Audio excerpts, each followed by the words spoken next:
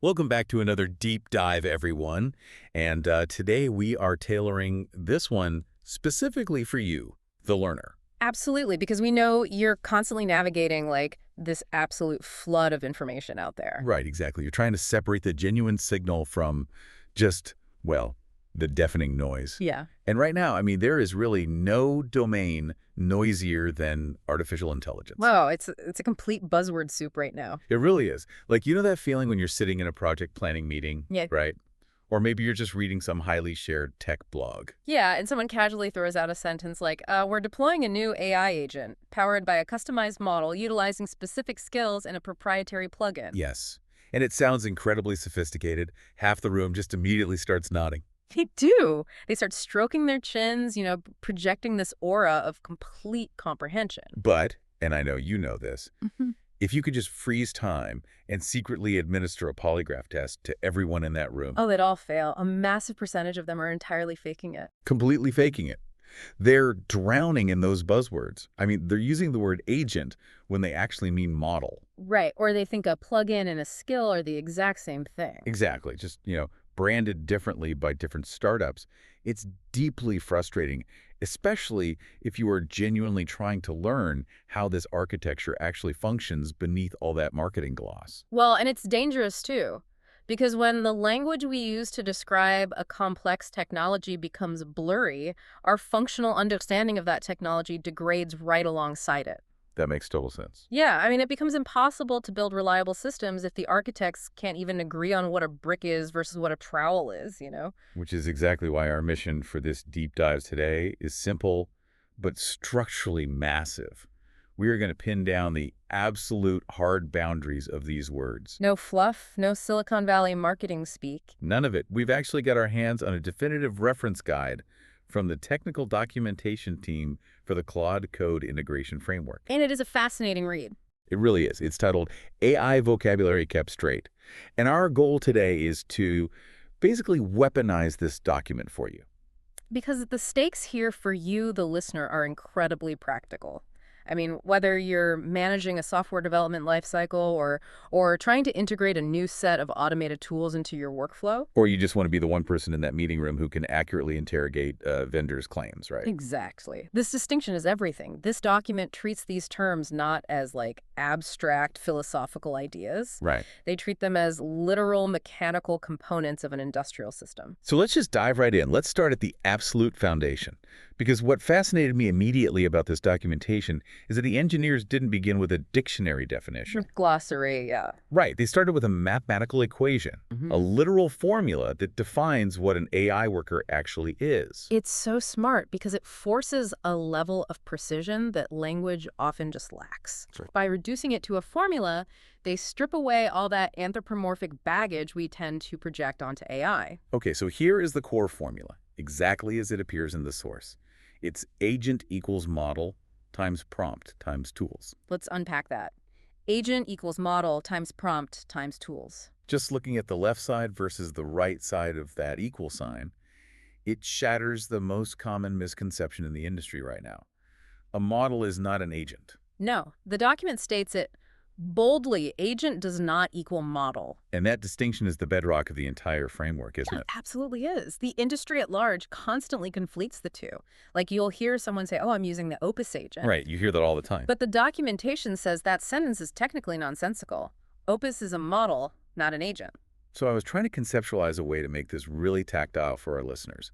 Think about building a high-performance race car. Okay, I like that. Right now, the broader culture is pointing to a massive, incredibly powerful V8 engine sitting by itself on a mechanic stand, and they're saying, wow, what a fast car. But it's not a car. Exactly.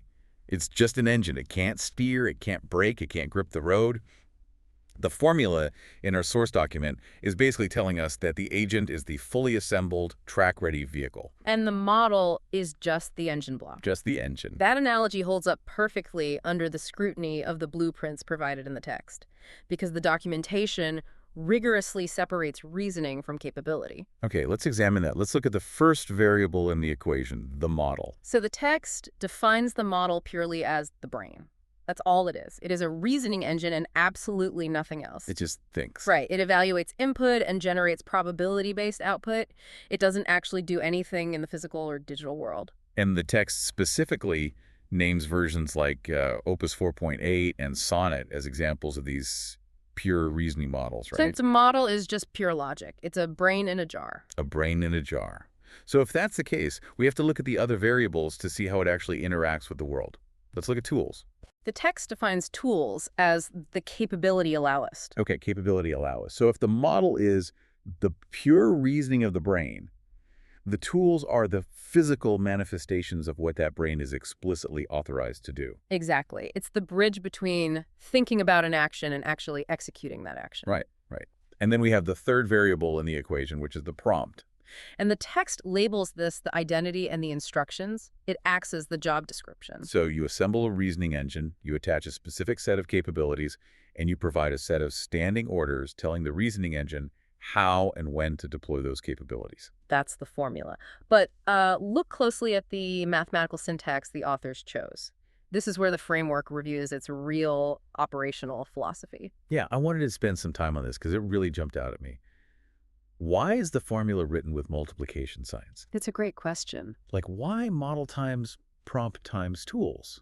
Because in casual conversation, we would instinctively use addition, wouldn't we? Oh, absolutely. We'd say an agent is a model plus a prompt plus some tools. Right. So why isn't it agent equals model plus prompt plus tools? Well, think about the mathematical behavior of addition versus multiplication, particularly when you're dealing with the number 0. Okay. If you're using addition and one of your variables is 0, the equation still retains the value of the other components. Right, yeah, like 5 plus 0 is still 5. Exactly. So a brilliant model plus incredible tools plus 0 instructions. In an addition framework, you still have the model and the tools. The sum is greater than 0. But multiplication is much less forgiving. Highly destructive when 0 is introduced. Any number, no matter how large, multiplied by 0 becomes 0. Wow, okay. So by utilizing multiplication, the technical documentation team is making a very definitive statement about system dependency. These three components are multipliers of each other's effectiveness. Let's play out the consequences of those zeros in, like a real-world enterprise environment. Sure. Imagine a company invests heavily in licensing the most advanced model on the planet, say Opus 4.8. Very expensive. Very expensive. So they have this genius-level reasoning engine, but they failed to configure any tools for it. So the tool variable is 0. Then the functional output of that agent is 0. It just does nothing. You have a staggeringly intelligent entity trapped in a void. I mean, it can process the most complex theoretical physics problems you give it, but it cannot save the answer to a file. Right. It cannot email the result to a researcher. It cannot query a database for historical context. The agent's ability to affect its environment collapses completely. Let's flip it around. What if the engineering team builds out a massive allow list of tools? Okay. Like the AI has access to the code base, the production servers, the deployment pipelines, and it has the Opus 4.8 brain. It's a lot of power. But the deployment team completely bungles the prompt. The instructions are empty or maybe they're contradictory, effectively making the prompt variable 0. You still get a functional output of 0, but this scenario is arguably more frustrating. Because it could do so much. Exactly. The system has all the capability in the world and the intelligence to use it, but it lacks any identity, goal orientation, or operational boundaries. It won't act because it doesn't know what it is supposed to be achieving. Right. The multiplication sign is a warning to developers.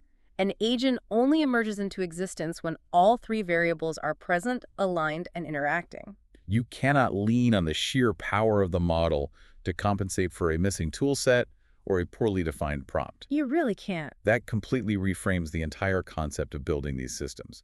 It's not just some casual grouping of software features. No, it's a fragile, interdependent structure. Now, while the math equation is elegantly precise, the source material introduces an even better, much more visceral mnemonic to help you visualize this structure. They call it the body analogy. Yes, the body analogy. I love this part. It is a brilliant teaching mechanism because it maps highly abstract software architecture onto something every single human being intuitively understands, our own physical anatomy. Let's flesh out this anatomy, piece by piece, as the documentation strictly defines it. So at the top, we have the brain. As we just established with the equation, this is the model. Right. The text points to Opus 4.8.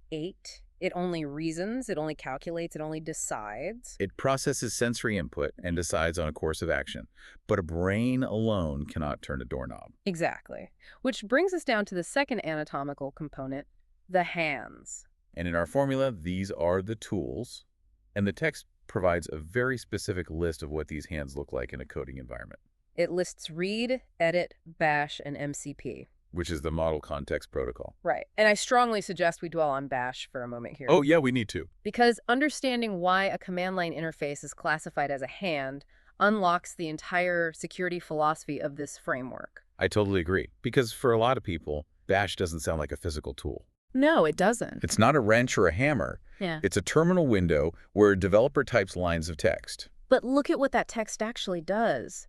Bash is the environment where you issue direct commands to the computer's operating system. You can move files. You can delete entire directories. You can install external software, reconfigure network settings. That's powerful. When the documentation categorizes Bash as a tool, it is stating that the AI agent literally has a digital hand that can reach into the machine's core and alter its state. It stops observing the world and starts manipulating it. Precisely. And honestly, giving an AI model unrestricted access to manipulate the operating system is equal parts awe-inspiring and terrifying. Which is exactly why the architecture rigidly separates the brain from the hands. This separation is not just for organizational neatness, Right. it is the fundamental safety barrier of the entire system. So walk me through how that separation actually creates safety, because I want to make sure I grasp this. Well, imagine an architecture where the reasoning engine, the model, inherently possessed the ability to execute bash commands just by generating the text for them. Okay. If the model hallucinates or if it misunderstands a prompt, it could instantly wipe a production database. Oh, wow. Or it could expose a secure server to the open internet just by thinking it. Because the thought is the action in that scenario. Exactly. But by severing the brain from the hands, the system forces a checkpoint. The brain can internally generate whatever code it wants, but to actually execute it, the brain must explicitly request the use of the bash hand. And when that request is made, the surrounding infrastructure can step in. Right. It can check that capability allow list we talked about earlier. Yeah. The system says, hold on, does this specific agent's configuration actually grant it the bash hand for this specific directory? Exactly. It creates a physical gap where governance and permissions can be enforced. Yep. The brain can think about deleting a file all day long, but if the developer didn't attach the bash hand during the agent's construction, the thought cannot become an action. It's like having a thought to pick up a cup, but realizing you don't have an arm. It's a perfect analogy. So we have the brain reasoning and we have the hands acting. The third piece of the anatomy from our source document is the clipboard. Which maps to the prompt in our mathematical formula. Imagine a highly sophisticated robotic chassis standing on a factory floor. It has the Opus 4.8 brain installed. It has hands equipped with read, edit, and bash tools. Very capable. But it's just standing there, idle, holding a physical clipboard. Unless it looks down and reads that clipboard, Yeah. it has absolutely no idea who it is, what shift it's working, or what its deliverables are for the day. The documentation explicitly defines the clipboard as the job description and standing orders. And it organizes those orders into distinct categories, right? Identity, ohm, do not touch, and handoff. Yes. And we are going to dig deeply into the mechanics of those specific orders shortly, because they redefine how you should think about AI teamwork. But just stepping back and looking at the overarching metaphor for a second, it's incredibly vivid. Yes. The model is the brain. The tools are the hands. The prompt is the clipboard. But wait, There's a catch. if you have a brain sitting on a workbench and a pair of hands sitting next to it and a clipboard lying there, you don't have a worker. No, you don't. You just have a collection of disparate parts. You are missing the physical infrastructure that houses them and facilitates their communication. And this highlights a massive point of confusion in the industry right now. The documentation actually includes an entire section specifically labeled Watch the Common Slip. I'm so glad you brought this up. It addresses the most pervasive error people make when conceptualizing AI agents. The source states that people constantly mistake the prompt for the body of the AI. Now, I have to be honest here. I completely understand why people make that mental slip. Sure, it's natural. When you sit down at a consumer-facing AI like ChatGPT Yeah. or the web version of Claude, The prompt-like, the custom instructions you type in, the persona you tell it to adopt, it feels like the substance of the character you were interacting with. Right. If I type, "You are a witty historian," it behaves like one. Yeah. It feels like the prompt is the body and soul of the entity. So why does the documentation argue that this is fundamentally wrong? Because it is a profound category error. As the analogy establishes, the prompt is just the clipboard. It's just ink on paper. Exactly. A clipboard does not pump blood. A clipboard does not fire synapses to move a muscle. To have a functioning worker, you need a physical body and a nervous system to animate all those disparate parts. And the text identifies this missing component definitively. It is the harness. The harness. And in the context of this specific documentation, the harness is identified as the Claude Code framework itself. The actual software scaffolding. Yes. It wraps around the model, the tools, and the prompt. It is the nervous system. The blueprints detail 3 highly critical functions that this harness performs. Functions that the model and the prompt are physically incapable of performing on their own, right? Exactly. Let's break down those 3 functions because this is where mechanics get really interesting. Okay, let's do it. What's function 1? Function 1. The harness wires the brain to the hands. The spinal cord. Right. When the Opus 4.8 model evaluates a situation and decides, I need to read the contents of the config.json file, the model itself does not reach out into the file system. Because it's just a brain in a jar. It's a brain in a jar. The model sends a digital signal through the harness. The harness receives that signal, routes it to the read tool, the hand, and the tool executes the action. Okay. Then the tool passes the text of the file back through the harness, which delivers it up to the brain. The harness is the literal transmission pathway. Without it, the brain is just shouting into a void, and the hands never receive the command to move. Exactly. Okay, what is the second function of the harness? Function 2. It holds the conversation and the short-term memory. This might be the most crucial concept for a daily user to grasp. It truly is. A massive misconception is that an AI model has a continuous flowing memory, like a human being. Right, because it feels like it does when you're talking to it. But it does not. A model is fundamentally stateless. Status. It is a logic gate. You Yeah. pass it a complex input, it performs a massive calculation, and it spits out an output. When you ask it a second question 10 seconds later, it does not inherently remember the first question. Wait, really? It starts from 0? It starts from 0 every single time. Unless you feed the entire history of the conversation back to it with every new question. Bingo. And the harness is the component doing that heavy lifting. It acts as the short-term memory buffer. Okay, so every time you speak and every time the AI replies, A harness is frantically taking notes, appending the new dialogue to a running transcript, and feeding that ever-growing transcript back into the brain with your next prompt. let's connect this to a real-world frustration for the listener. Yeah. Because I know everyone has experienced this. Oh, definitely. If you are using an AI coding assistant, right, Mhm. and you give it a strict rule like never use global variables, and 3 prompts later, it spits out code full of global variables. Yeah. Your first instinct is to think, wow, this AI is stupid. The brain is failing. But based on this architecture, the brain didn't fail at reasoning. Right. The harness likely hit a context limit and dropped the short-term memory pocket containing your rule. You are blaming the engine for a transmission failure. The Opus model would have perfectly reasoned around the global variable rule if the harness had remembered to include it in the package sent to the brain. That completely changes how you troubleshoot these tools, Okay. which perfectly segues into the third critical function of the harness. Function 3. It allows the AI to act turn after turn. It manages the operational loop. Observe, orient, decide, act. Exactly. When the agent executes a bash command, the terminal spits back a result. Maybe it's a success message, maybe it's a fatal error. Right. The clipboard can't read that error. The stateless brain isn't actively monitoring the terminal. So harness catches it. The harness catches that error message, formats it, feeds it back to the brain, and says, here's the result of your last action. What do we do next? So the harness is what transforms a static logic calculator into a continuous autonomous worker. Yes, Okay, so the physical metaphor is fully assembled now. we have the whole worker. We have the agent. Inside the agent is the harness, the body, the spinal cord, the memory buffer. Encased inside the harness is the brain, the model. Attached to the harness are the hands, the tools. And the harness is tightly holding the clipboard, the prompt. With this fully assembled construct in mind, we can look at the ultimate proof offered by the technical documentation team. This is where it all comes together. Yes, part 4 of our deep dive. The proof on the factory floor. The source document doesn't just state that agent does not equal model as a theoretical concept. No, it proves it. It takes us onto a virtual factory floor and shows us how the machinery is deployed. The text explicitly argues, quote, "The same model can power many different agents at once, same brain, different job descriptions and tool belts." To illustrate this undeniably, the blueprints provide a detailed case study contrasting two very specific workers operating side by side within the Claude Code framework. Okay, let's analyze worker A.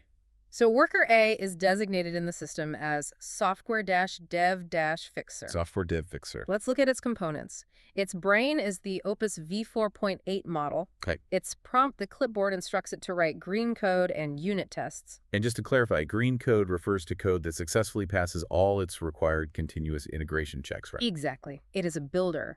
Now, crucially, look at its tool belt. Worker A is granted full access. Its hands include read, edit, write, and bash. So this agent can read your existing code base, it can modify those files, it can generate entirely new files from scratch, and it can execute commands in the terminal to compile or test that code. It is highly capable and heavily armed. Very heavily armed. Now let's contrast that builder with Worker B. Worker B is designated as software-security-reviewer. Let's check its brain. The brain powering Worker B is Opus V4.8. Exactly the same model. The precise, identical core logic unit, possessing the exact same raw intelligence, training data, and reasoning capacity as Worker A. But the clipboard is entirely different. Oh, completely. Worker B's prompt instructs it to meticulously review code for vulnerabilities, specifically looking for authentication flaws and injection risks. It is an auditor and inspector. And here is where the entire architecture clicks into place. Look at Worker B's tool belt. It operates under restricted access. Okay. Its hands only include read and bash. Oh, let's unpack the reality of this. Worker B is explicitly structurally denied the write and edit tools. Think about the profound implications of that restriction. The brain inside Worker B Opus 4.8 is entirely capable of writing code. We know this is an objective fact because that exact same model is currently writing code over in Worker A. Exactly. Let's build a scenario around this because it's so important for the listener to internalize. Let's do it. Imagine Worker B, the security reviewer, is scanning a file. The Opus 4.8 brain detects a critical SQL injection vulnerability. A really bad one. Right. And because it is a genius-level reasoning engine, the brain immediately formulates the perfect patch to secure the database. It knows exactly which lines of code need to be deleted and what syntax needs to replace them. It sees the whole solution. And it decides to fix the problem. It sends the signal down the harness to grab the edit tool. And it grabs empty air. The tool belt is empty there? The harness intercepts the command and returns an error. Capability not found. Wow. The agent Worker B is physically constrained from editing the file because it lacks the required hands. It can read the flag code. It can run bash scripts to test how severe the vulnerability is. It can reason out the perfect solution, but it literally cannot alter the document. It is an auditor by physical structural constraint, not just because its prompt politely asked it to be one. That is such a vital distinction for anyone building enterprise systems. The identity of your AI agent isn't just defined by what you tell it to do in the prompt. It is rigidly defined by what it is physically capable of doing within the environment. Restricting an agent's tools is how you reliably shape its role and enforce security boundaries. As the text states definitively, that's why they're different agents. This paradigm shifts AI from being a general-purpose, know-it-all chat box into highly specialized, rigidly defined pieces of industrial machinery. You don't want a forklift trying to do the accounting, and you don't want the security auditor changing production code on a whim. I love this concept of constraining an agent to forge its identity. But it inevitably leads to a massive logistical question for the listener. Let me guess. If I am a software architect or a project manager trying to deploy this, where does this complex clipboard and tool belt actually live? Right, like where is it? Am I writing thousands of lines of complex Python scripts to wire these specific tools to this specific model via a proprietary API? And this brings us to what I found to be the most refreshing and surprising revelation in the entire document. Let's look under the hood. Yes, part 5, the literal markdown file. Because the source document aggressively demystifies the agent. It really does. It strips away all the magic, all the marketing hype, and the perceived impenetrable complexity. It asks the blunt question. Yeah. What literally is an agent in the Claude Code framework? And the answer is shockingly beautifully simple. It is not some sprawling, esoteric code base spread across multiple databases. Okay. It is a simple .md file, a standard markdown file with a block of YAML front matter at the top. A text file. A single human-readable text file. Everything we just spent the last half hour discussing, the core formula of model times prompt times tools, the brain, the hands, the clipboard, it is all declared and contained within that one single file. Let's actually walk the listener through the exact code block provided in the documentation for Worker A, the software dev fixer agent. It's so clean and legible, we can literally read it line by line and map it to our body metaphor. Okay, it starts with 3 dashes, which is the standard indicator for the beginning of YAML front matter, the metadata section. The first line reads, name : software dev fixer. That establishes the system identifier. The second line. Description : writes, the green code plus JUnit tests. This is metadata for human readability, or for other systems on the network to know what this specific agent is designed to do at a glance. Then we hit the third line, tools : read, edit, write, bash bracket. There are the hands. That simple array of 4 words explicitly grants the capability allow us to the harness when this agent is spun up. The fourth line is truly fascinating. It says, model : sonnet. We need to pause there. Did you catch the discrepancy? I absolutely did. Yeah. In the factory floor case study we just analyzed, the documentation stated Worker A was using the Opus 4.8 brain. But here, in the literal code block demonstrating how the file is written, the model is declared as Sonnet. that is not a typo in the documentation. It perfectly illustrates the modularity the framework provides. Okay, explain that. The brain is essentially a hot swappable component. By simply deleting the word opus and typing the word sonnet in this text file, the developer has cleanly swapped out the entire reasoning engine of the agent. Just like that. Just like that. The tools didn't change. The job description didn't change. The identity is intact. You just popped out the massive V8 engine and dropped in an efficient V6. The car still drives. It just has a different power profile and operating cost. Exactly. That's incredible. So that's the end of the YAML front matter. Below those 3 dashes, we get to the actual body text of the markdown file, the plain text. This is the prompt, the clipboard itself. It begins with a general guiding mandate. Yeah. You write production code and its unit tests. But it doesn't stop at generalities. The text zeroes in on 3 critical command structures embedded in the prompt that act as the non-negotiable standing orders for the worker. The first command structure is own. The example in the text reads, oming : unit tests for prod code. This defines positive, exclusive responsibility. It is not merely suggesting you can write tests if you feel like it. Right. It is stating you own this specific domain. If a piece of production code lacks a JUnit test, it is your personal failure. It creates explicit accountability within the automated system. The second command structure is do not touch. And the example provided is highly specific.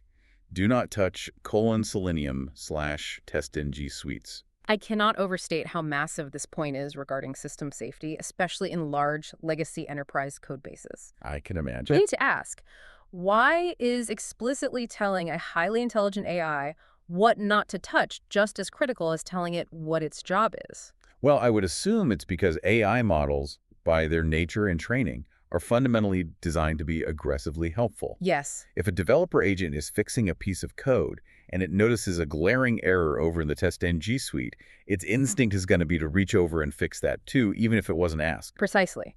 Left to its own devices, a highly capable reasoning engine will often overstep its bounds to achieve what it perceives as an optimized state. Right. The do not touch boundary acts as a hard operational fence. It tells the dev fixer, I don't care if the Selenium suite is currently broken. I don't care if you have the intelligence to fix it in 3 seconds. You are categorically forbidden from interacting with that directory. It prevents well-meaning agents from creating cascading side effects. You don't want a plumber who came to fix the sink deciding to rewire your electrical panel just because they noticed a frayed wire. That's a great way to put it. They might fix the wire, but they might also burn the house down because they don't know the wider context of the electrical grid. Exactly. The do not touch command isolates risk. Which perfectly sets up the third command structure and the one that truly blew my mind. Handoff. The example in the text is handoff : write arrow software - automation - engineer. This specific routing protocol is what elevates this entire framework from a neat individual developer tool into an enterprise-grade, scalable architecture. Think about how this plays out based on what we just discussed. Okay. The DevFixer agent is working on the code.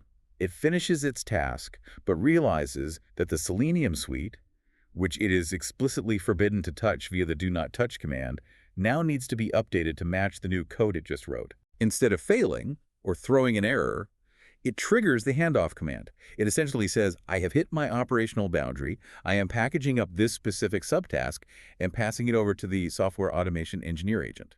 An agent who presumably has its own dedicated .md file, its own distinct tool belt, and an OWN mandate specifically for Selenium suites. It completely reframes how you look at a simple text file. It is not just code. It is a corporate organizational chart intertwined with a job description rendered in Markdown. The handoff feature means these agents do not operate in a vacuum. They are literally a digital assembly line of hyper-specialized workers passing parts down the conveyor belt to the next station in the factory. It is a beautifully elegant way to orchestrate complex, multi-step software development life cycles without relying on one massive, monolithic, godlike AI trying to juggle every single context window and dependency at once. You break the problem down and route it to the specialist. Okay, this is all tracking perfectly. Yeah. We have the agent defined mathematically, anatomically, and programmatically. We see how it operates on the assembly line? But real-world deployment is always messier than the blueprint. It is. Let's introduce some friction. What if our DevFixer agent is humming along, and it suddenly encounters a highly specific, obscure database error that isn't strictly part of its core identity? Okay. It doesn't need to hand the whole job off to a database architect. It just needs to know how to format one specific SQL query. Right. A very localized problem. Or, zooming out even further, what if a team builds an incredible, highly tuned DevFixer agent, and they want to share it with a completely different company? How does this entity travel? This brings us to the final piece of the architectural puzzle, the modifiers and the containers. The last two vocabulary words explicitly defined in our reference guide, skills and plugins. Let's tackle skills first, because this word is thrown around constantly. The source defines a skill very specifically as a triggered instruction packet or a playbook. A playbook, that is the operative word. I want to make sure I am absolutely crystal clear on the mechanics of this, so let me push you on it. Go ahead. Back to my scenario. My DevFixer agent, whose clipboard usually just says write unit tests, Yeah. hits this bizarre database error. Does the skill act as a temporary new brain? Does it overwrite the agent? No. And the text is emphatic about this distinction. The text defines a skill as guidance that loads when relevant, not a separate worker. Ah, not a separate worker. It does not trigger a handoff command. It does not load a different model. Let's return to a human analogy. You are a master mechanic. That is your agent identity. Okay. You know how to fix standard combustion engines. Suddenly, a very rare vintage Italian sports car rolls into your bay. I see where this is going. You don't immediately hand the car off to a specialized Italian mechanic if you don't have to. You walk over to your shop's bookshelf, you pull down the specific, highly detailed service manual, the playbook for that exact make and model. You read the manual. You read the manual, you execute the instructions using your own brain and your own tools, and when the task is complete, you put the manual back on the shelf. That makes perfect sense. The skill modifies the existing agent temporarily by providing highly relevant situational knowledge. It just loads the playbook into the context window, reads it, executes the job, and unloads it. The core formula model times prompt times tools hasn't fundamentally changed. No, the prompt just temporarily expanded to include the playbook's instructions, preventing the need to clutter the agent's core identity with obscure knowledge. It only needs 1% of the time. A skill is situational guidance injected precisely at the moment of relevance and removed when the relevance fades. Exactly. Okay, so that defines a skill. That leaves us with the final and arguably most abused term in all of software development, plugin. Oh, yes! Every piece of software ever made claims to have plugins. But in the rigorous context of this Claude Code integration framework, what exactly is it? The documentation uses a wonderfully tactile, mundane analogy here, the shipping box. The exact definition of the text is a package bundling agents, skills, commands, hooks, and MCP servers. The supply box you ship and install the above in. It is purely a delivery mechanism. It is a logistics container. And the text includes a crucial clarification, flagged as highly important. It explicitly states, a plugin is a delivery container, not a layer of the agent. This is where even seasoned developers get incredibly confused. They download and install a DevFixer plugin from a repository, and immediately they start talking about the plugin's reasoning capabilities, or they ask, what tools does the plugin have access to? I want to push back heavily on this because I think a lot of listeners will be skeptical. Let's hear it. If I go to an app store right now or a music production software suite, the plugins do things. I download a reverb plugin, and the plugin generates the reverb effect. It has features, it does the work. How can the documentation claim a plugin doesn't have tools or do work? It's a vital point of friction, but you have to separate the colloquial use of the word from the framework's strict architectural definition. Okay, how so? In the Claude Code framework, the plugin doesn't generate the reverb, to use your analogy. The plugin is just the cardboard box that the reverb machine was mailed in. Think about ordering a physical product. UPS drops a cardboard box on your porch.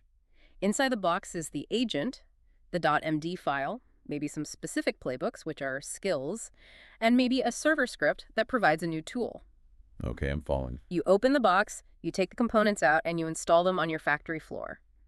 At that point, what do you do with the cardboard box? You throw it in the recycling bin. Exactly. You don't use the cardboard box to write code. You don't ask the cardboard box to reason through a database error. The agent, which is and always will be just model times prompt times tools, does the actual work. The plugin was merely the vehicle that transported that specific configuration of variables from the developer server to your local machine. Once deployed, the plugin ceases to be operationally relevant to the workflow. That distinction is incredibly clarifying. It stops you from layering imaginary complexity onto a system that is actually quite elegant. I feel like we have just taken a massive tangled knot of industry jargon and combed it out perfectly straight. We have established a very rigid, reliable taxonomy that you can actually use to evaluate real systems. Let's summarize the journey for the listener just to lock this taxonomy into place. We took 5 incredibly confusing tech buzzwords that everyone conflates: model, agent, tool, skill, and plugin. And we organized them into a cohesive physical and programmatic structure. You now know the underlying anatomy, You know that an agent is a brain. which is the pure reasoning model, Given hands. the tools which allow it to act on the digital world, Wired together by a nervous system. the harness, which manages short-term memory, statefulness, and action loops, Following strict instructions on a clipboard. the prompt, which holds the identity, the boundaries, and potentially temporary playbooks, which are skills, All of which can be bundled up and shipped directly to your server in a cardboard box. which is the plugin. It is a complete end-to-end picture. But let's bring this back to reality. Why does knowing this matter so much? We started by talking about that frustrating, jargon-filled meeting room. It matters because this framework is your intellectual defense mechanism against feeling overwhelmed by tech hype. Absolutely. From this day forward, when a vendor, a colleague, or a startup excitedly announces they are deploying a revolutionary new AI agent, you are no longer passively nodding along, assuming they have invented magic. You now know exactly how to interrogate their claim mechanically. You know the exact questions to ask to determine if they actually understand what they are building. You can sit in that meeting and ask, okay, you have an agent, I understand that.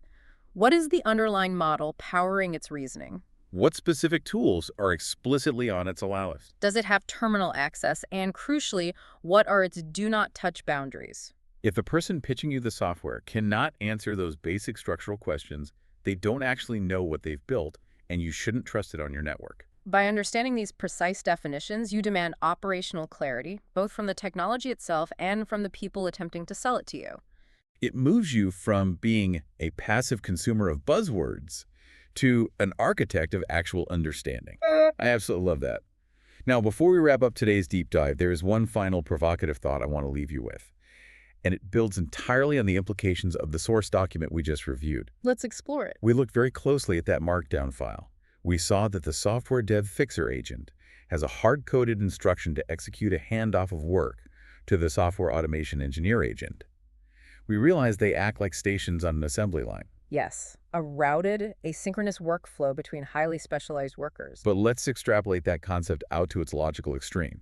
If an agent is literally just a single text file with a defined brain and a defined set of tools, Right. and the framework allows it to seamlessly, programmatically hand off work and context to another text file with a different brain and different tools. I see exactly where you are heading with this. How long until we aren't just building standalone AI workers to help us code? How long until we are building entire self-managing, invisible corporate departments? It's mind-blowing. Imagine an entire floor of skyscraper development, quality assurance, security auditing deployment, operations, all living, interacting, debating, and passing complex, multi-stage tasks back and forth, entirely inside a single folder of markdown files sitting on your desktop. It sounds like science fiction, but the reality is the architecture we just reviewed today, the exact syntax of own, do not touch, and handoff, is the literal foundational blueprint for exactly that kind of autonomous, hierarchical organizational structure. The capability for an entirely synthetic corporation isn't years away. It's all right there in the YAML front matter. It really is. It is wild to think about. Next time you're in one of those meetings and someone throws around the word agent, you won't be faking your nod of comprehension. You'll be picturing the markdown file, checking the tool belt, and wondering who exactly that agent is planning to hand its work off to next.